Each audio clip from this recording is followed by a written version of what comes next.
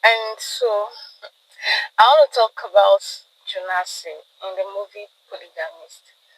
I know there are some men like Jonasi, some men who believe that because I'm the provider, because I make all the money, I make all the decisions, I'm not accountable to anybody. You cannot correct me. You cannot, you cannot tell me what to do. Your opinions does not matter, even when they are married. They do not do this to their wives only. They do this to even their parents, their siblings, their friends, maybe their co-workers or colleagues. Now, pride. Pride kills faster than anything. Even when Gomorrah was sick, they told him that he had HIV and he had to be on medication. Because he believes he's the Almighty, because of his pride, he was like, no, he refused to accept that diagnosis. He said, no, he does not have HIV. That no, the doctor does not know what he's saying. They gave him medication. He refused to take. He would have lived. We've seen people who are living with HIV virus and they are very healthy. You wouldn't even know if they do not tell you their status. But because Jonasi was a man full of himself, a very arrogant man, a proud man, he refused to take his medication.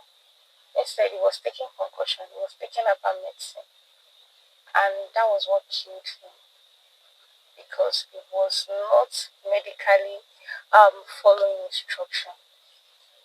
And that was why, even when things were going on, when the brother was advising him and everything, when he did something and the brother was no longer supporting him, he decided to fire him because he knew he was the one putting food on his table. So you dance to my tunes.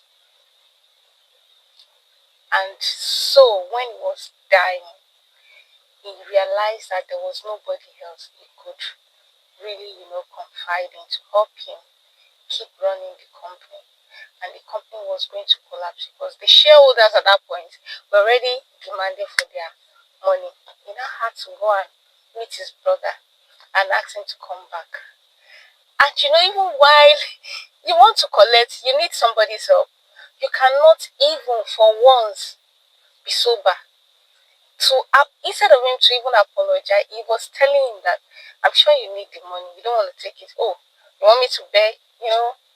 Very, very arrogant. And that was why, while he was taking women jumping from one woman to another, he didn't see it as anything bad. He did not look at his wives. He doesn't care about their emotions, and that was why he could raise his hand on them. He beat them. He beat Joyce. He raped her because he feels like I am your husband. So I have all the authority. When things were going wrong, he does not want to be accountable. He believe, okay, let's just not talk about our past. Let's just move on. A woman is hurt. A woman is pained. She is yet to heal from all the trauma that you brought into her life, and you're telling her, please, let's move on. Let's not talk about our past. Let's just pick our life back from where it stopped. We have so many men like that, though. When they do anything wrong, instead of them to, apologize, genuinely apologize, they will be demanding for forgiveness and say, oh, what's the big deal? I feed you, I clothe you, the clothes you're putting on, and that was what he was telling Joyce. That even the clothes you're wearing, I put it on you, I do this, I do that. So they feel like, okay, if I can do that, I don't think I should ask you for anything you should not give me. In anything you do in this life, women, marry a man who is kind, who is genuinely kind. Because if Jonasi was a kind man, he would always consider the emotions of Joyce before doing all the things he was doing. He could not control himself. He believes that he could have everything. Nobody could talk to him. Nobody could advise him. Because of what? Wealth. power. And that's why, you never know the limits some people can go until God tests them with small little words. Then you will see a change in their behavior. And I know some men will be like, I know Jonas, they will be condemning Jonas. But if God decides to just give them, blow small breeze of wealth into their life, they'll be on top of the world. And that's when they will decide to say, oh, I can always have 10 more women. I can pick any girl that I want. It's a flex to them. Men do not have God in their life. Some even have God, they go to church. But they are worse than the devil. And women, see, stop painting a picture that is not realistic about your marriage to people. That's one of the things that killed Joyce, because she was painting a make-believe life that everything was fine, her husband was perfect, and they were living a make-believe life to people.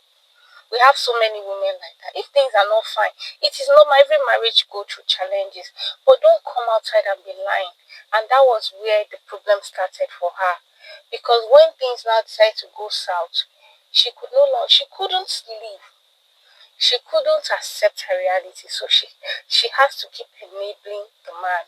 Start passion of begging, okay, let's take a second wife. I accept that you take a second wife, because at that point the man was already willing to walk out of the marriage, and she doesn't want that. She still wants the husband just to bear the wife side too.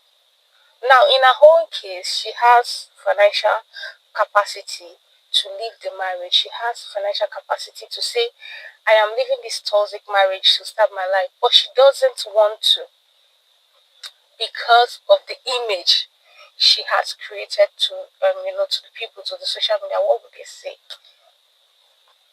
And that's why we have so many men. They are so useless. They won't do anything for their wives. They are not, responsible at home and everything. But because the wife, they already painting that picture like, my friend's husband does this, okay.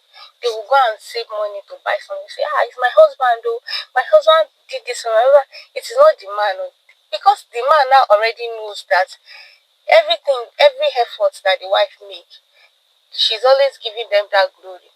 She's always giving them the glory to say, oh, it's my husband, is my husband. So they will not even bother to do anything.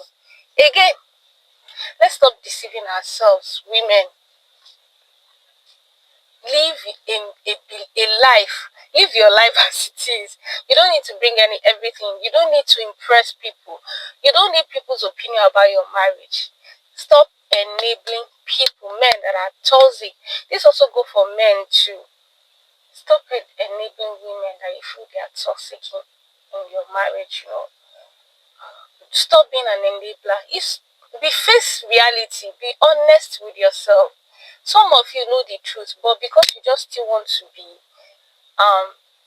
you make excuses. Okay, some even make excuses for the man. Say, it's not like that. It's because of, maybe I was not patient. You cannot love a man into being faithful.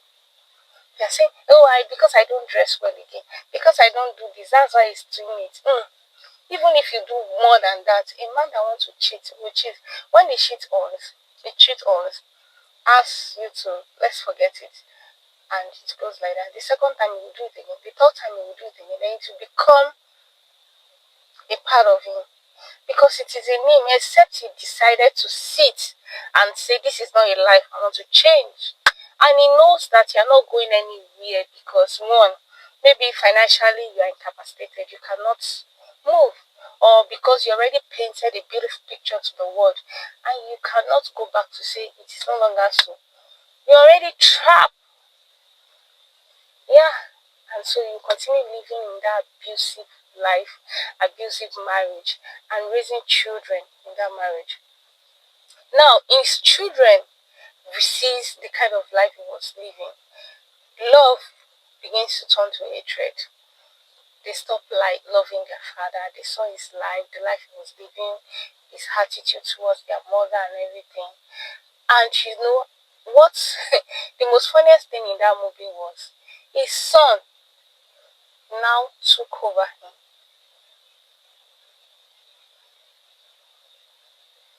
And see what you as a woman cannot survive the pain that almost broke you. Now your son is already starting and will be doing that to another woman. Is that something you pray for? Because that is the environment you've exposed your children to, and even the daughter. But I'm glad that the daughter saw that no, this is not the kind of life she wants. And when her boyfriend cheated on her with her sister, she did not enable him. Despite all the love she had for that guy and how he has been good to her, she said no, she was no longer interested. She cut him off.